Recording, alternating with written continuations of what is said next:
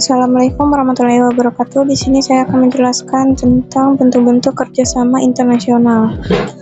1. Kerjasama bilateral. Kerjasama bilateral adalah hubungan yang dilakukan oleh dua negara untuk saling menguntungkan. Hubungan dengan negara Asia Tenggara. Vietnam, kerjasama kesehatan atau pencegah penyakit dan peningkatan fasilitas medis, serta pengembangan literasi ruang digital. Laos, fokus pada sektor kesehatan, pelayanan masyarakat, kefarmasian, dan penelitian penyakit. Singapura, dalam pembangunan sosial, pemberdayaan perempuan, perlindungan anak, dan pembangunan anak.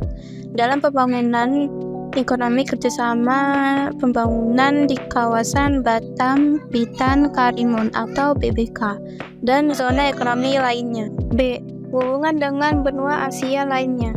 Arab Saudi terutama dalam bidang haji dan umrah, pendidikan, serta kerjasama pemberantasan radikalisme.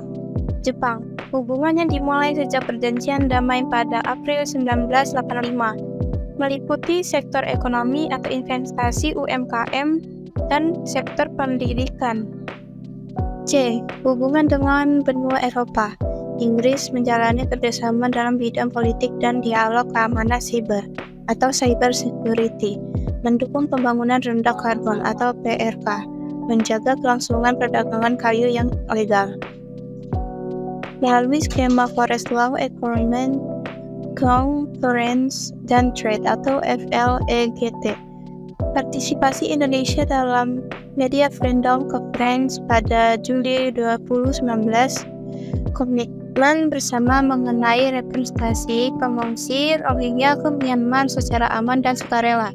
Jerman, selain perdagangan dan investasi, kerjasama mencakup bidang pembangunan, kesehatan, lingkungan hidup, perubahan iklim, energi, infrastruktur, hingga transportasi. Kegiatan eksportasi Indonesia ke Jerman: minyak kelapa sawit, alas kaki, elektronik, pakaian, karet, mesin mekanik, kopi, teh, rempah-rempah, furnitur, dan kayu. Kegiatan ekspor Jerman ke Indonesia: barang manufaktur seperti kendaraan bermotor, mesin industri, plastik, atau perkapalan, alat komunikasi, bahan kimia, dan alat laboratorium. Investasi dan perusahaan besar terdapat sekitar 250 perusahaan multinasional Jerman yang beroperasi di Indonesia. Investasi ini didominasi oleh sektor logam, mesin, kimia, farmasi, transportasi, dan komunikasi. 2. Kerjasama regional. Kerjasama yang dilakukan oleh negara-negara dalam satu kawasan atau wilayah tertentu untuk kepentingan bersama. ASEAN Regional Forum atau ARV, fokus pada dialog dan konsultasi politik serta keamanan di kawasan Asia Tenggara untuk menjaga stabilitas. CICA atau Conference of Interaction and Confidence Building Measure in Asia, forum antar negara Asia untuk mempromosikan perdamaian, keamanan, dan stabilitas dengan 28 negara anggota. The Coral Triangle Initiative atau CTI-CFF, kerjasama menjaga terumbu karang, perikanan, dan keamanan pangan. Indonesia dianggap sebagai pusat keanekaragaman hayati laut dunia. Southwest Pacific Dialogue atau SWPD, forum dialog antara 6 negara termasuk Indonesia, Australia, dan Filipina untuk bertukar pandangan mengenai isu penting di kawasan Pasifik Barat Daya. BIMP-EAGA, kerjasama ekonomi di daerah perbatasan antara Brunei, Indonesia, Malaysia, dan Filipina untuk meningkatkan kesejahteraan masyarakat setempat. IMT-GT, kerjasama ekonomi antara Indonesia, Malaysia, dan Thailand, dibentuk pada pertemuan tingkat menteri atau PTM pertama di Langkawi, Malaysia pada tanggal 20 Juli 1993 untuk meningkatkan kesejahteraan dan pertumbuhan ekonomi masyarakat. 3. Kerjasama multilateral, kerjasama yang melibatkan banyak negara dari berbagai belahan dunia tanpa batasan kawasan di mana anggotanya saling membantu. G50 atau Group of 50, wadah kerjasama ekonomi dan pembangunan khusus untuk negara-negara berkembang. PBB, atau United Nations, organisasi internasional terbesar dunia yang menjaga perdamaian dan keamanan global sejak berakhirnya Perang Dunia Kedua.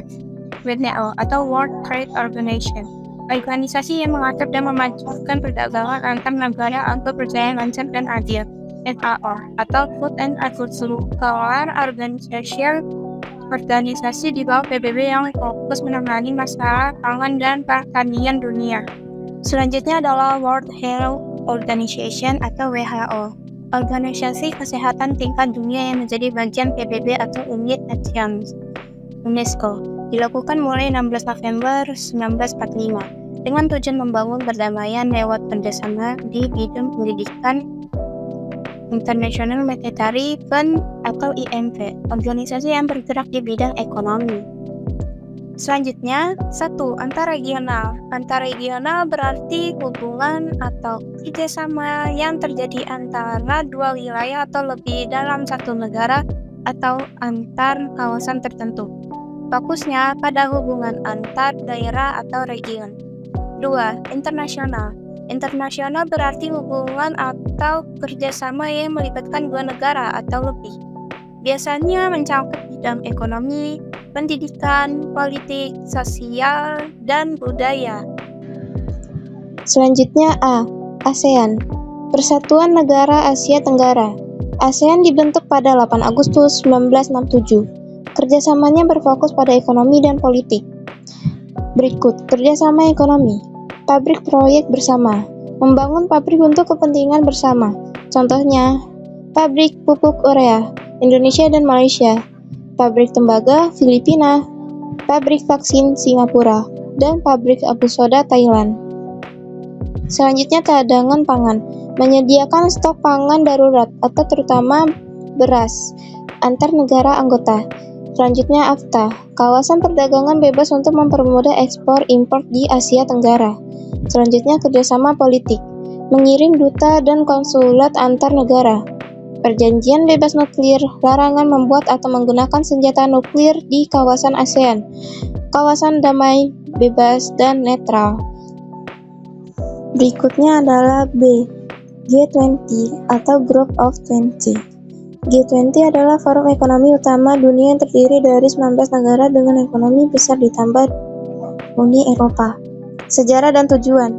Dibentuk tahun 1999 untuk mengatasi krisis ekonomi global. Tujuannya adalah menangani krisis keuangan, kebijakan pajak global, serta isu perubahan iklim dan pandemi seperti COVID-19. Manfaat bagi Indonesia. Menjadi pemimpin dalam pemulihan ekonomi global atau Presiden G20 tahun 2022 di Bali, dan memperkenalkan pariwisata serta produk unggulan Indonesia ke mata dunia. Berikutnya adalah B. G20 atau Group of 20. G20 adalah forum ekonomi utama dunia yang terdiri dari 19 negara dengan ekonomi besar ditambah Uni Eropa. Sejarah dan tujuan. Dibentuk tahun 1999 untuk mengatasi krisis ekonomi global. Tujuannya adalah menangani krisis keuangan, kebijakan pajak global, serta isu perubahan iklim dan pandemi seperti COVID-19. Manfaat bagi Indonesia. Menjadi pemimpin dalam pemulihan ekonomi global atau Presiden G20 tahun 2022 di Bali, dan memperkenalkan pariwisata serta produk unggulan Indonesia ke mata dunia.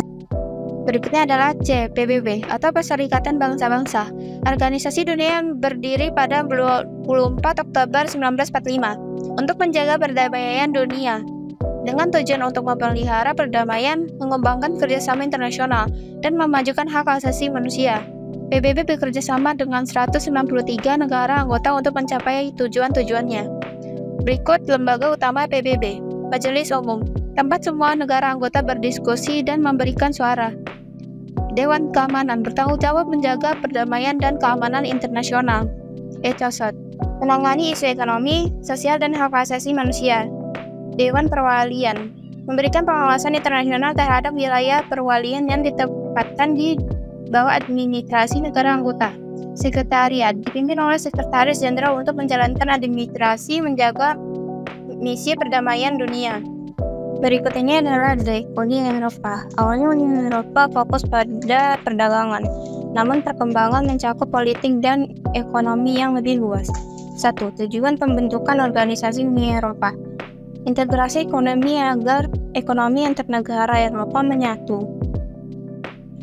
Memperbaiki taraf hidup dan memperluas lapangan kerja.